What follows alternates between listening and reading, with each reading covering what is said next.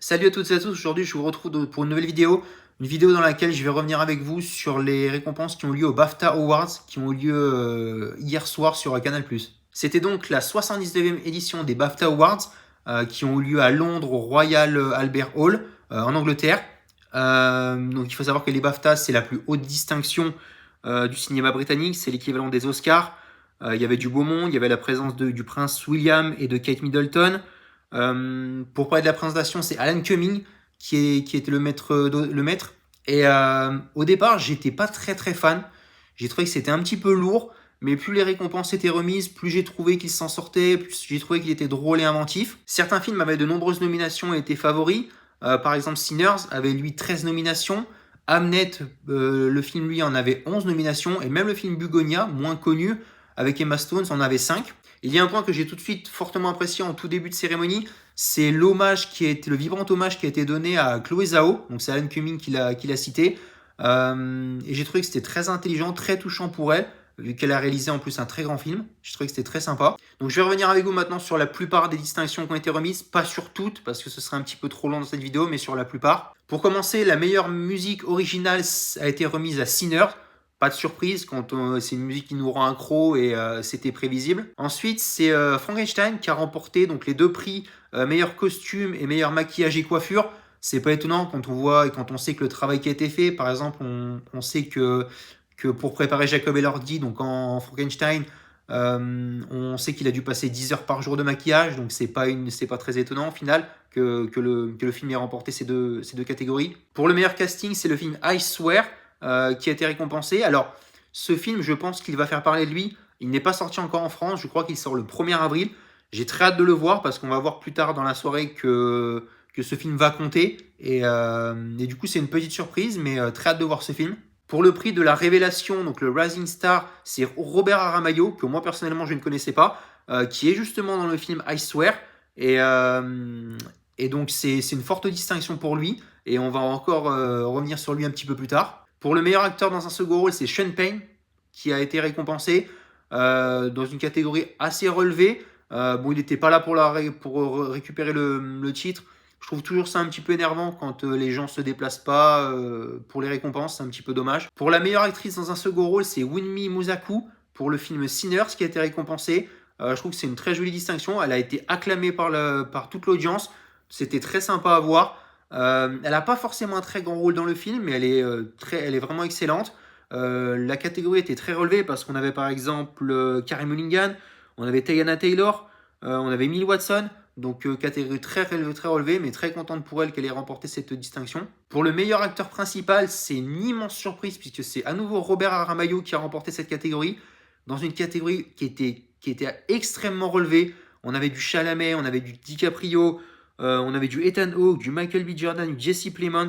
Et voilà, quand je vous parlais du film I Swear, je pense qu'il va être extrêmement intéressant parce que ça fait quand même 3 catégories remportées, casting, révélation et meilleur acteur. Donc j'ai grandement hâte de voir ce film. Et la révélation Aramayo qui va être à mon avis, ça a été une soirée exceptionnelle pour lui hier soir. Pour la meilleure actrice principale, c'est pas de surprise que c'est Jessie Buckley pour le film Hamnet qui a été récompensé. Je l'adore et je trouve que c'est totalement logique, c'est justifié. Catégorie aussi relevée, Emma Stone pour Bugonia a pu remporter la distinction. Kate Hudson également, ou encore Rose Byrne pour le fameux film If I Had Like I Would Kick You, qui est très attendu également. Pour le meilleur scénario adapté, c'est Paul Thomas Anderson et son film qui a été récompensé. Il a été chercher beaucoup de prix, on va le voir dans la soirée. C'était, je pense, le grand favori, donc pas de surprise sur ce côté-là. Pour le meilleur scénario original, pareil, pas de surprise, puisque c'est le film Sinners.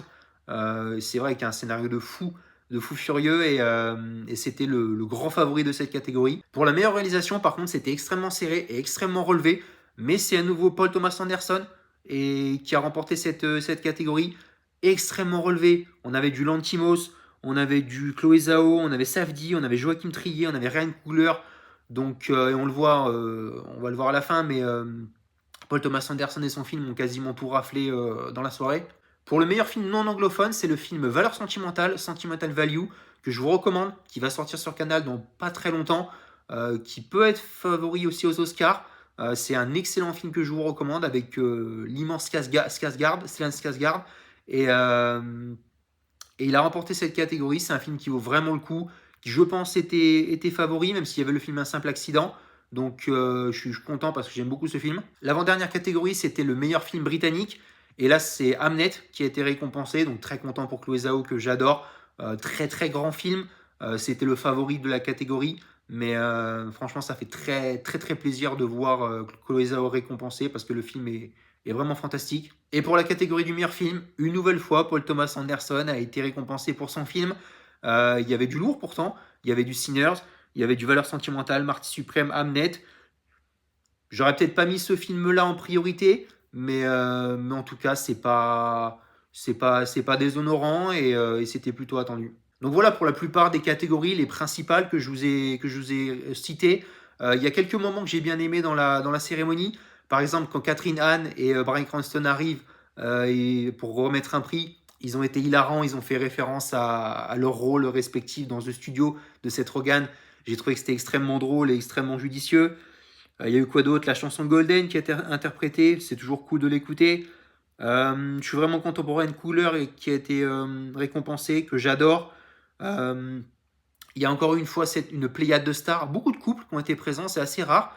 Par exemple, il y a eu donc Timothée Chalamet et Kendall Jenner qui ont été présents. Rose Byrne avec Bobby Cannavale. Il y avait, je crois que c'est Jesse Plemons et Kate Hudson. Il y avait Paul Mescal aussi qui était en couple, donc vraiment beaucoup, beaucoup de stars au mètre carré dans cette cérémonie. Il y a eu beaucoup de diversité et de premières cette nuit. C'est un point qui est très intéressant, qui est vraiment notable.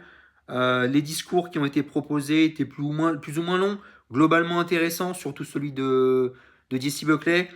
Les discours n'étaient pas trop politiques cette fois, ça change un petit peu. Il y a des prix qui ont été remis cette année qui sont, je crois, des nouveaux prix, ou alors qui sont des prix que réservés au BAFTA.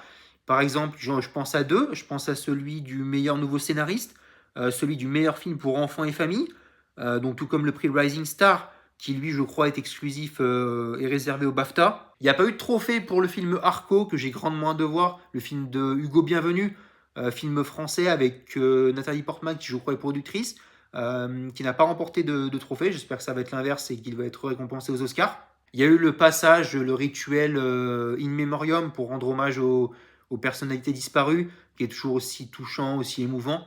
Donc voilà, pour conclure, une cérémonie que j'ai beaucoup appréciée. Ça a duré 2 heures. Voilà, pas de pub. Ça a été vraiment nickel avec le grand gagnant, l'homme de la soirée, c'est Robert Aramayo. Avec pour le film I Swear qui remporte la catégorie, comme je l'ai dit, Rising Star et Leading Role face à une concurrence qui était monstrueuse. C'est une gigantesque surprise. Il était d'ailleurs ému aux larmes en recevant sa double récompense. Et c'est bien de voir des immenses surprises comme ça n'arrive pas chaque année. Je voulais aussi mentionner rapidement Odessa Azion, que moi j'ai découvert dans la série excellente I Love LA, que je vous recommande, qui est disponible sur MyCanal, qui est dans le film Marty Suprême. Et j'aurais bien aimé qu'elle remporte la catégorie meilleure actrice dans un second rôle.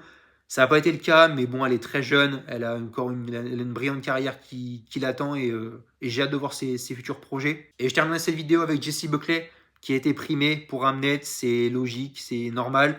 J'adore cette actrice, je la trouve exceptionnelle, c'est je pense une des plus talentueuses. Elle est ravissante, elle est grandiose et vraiment j'adore cette actrice. Donc voilà, au final, c'est Paul Thomas Anderson le grand gagnant également de la soirée. Marty Suprême qui repart Broadway, c'est un petit peu dommage. Mais voilà, une cérémonie très sympa à nouveau. Voilà, je vais m'arrêter là pour cette vidéo. Dites-moi ce que vous en avez pensé dans les commentaires. Et moi, je vous dis à bientôt.